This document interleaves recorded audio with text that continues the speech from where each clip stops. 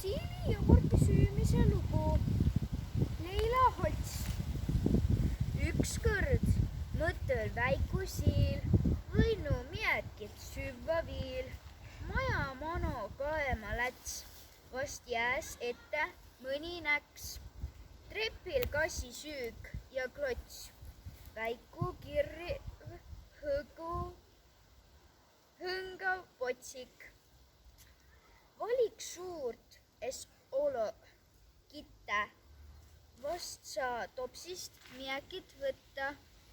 Nõna topsid susas siil, õkva rõõmsas muutu miil.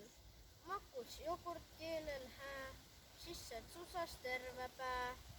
No kõrraga oll maru häda, mäkid oll iks väega mäda. Topsik võtnud kinni jäia, kuis täs ummõt valla saia. Küll siis müdist madist siil, odisi kah kuralt viil. Topsik kuid järves lää, siirost hullus leiepää. Trepist tiirdu nõglakera, topsik sattu ummõt ära. Ku pidama sai siil, vaat suhnja oli jõudnu välja lehekuhja.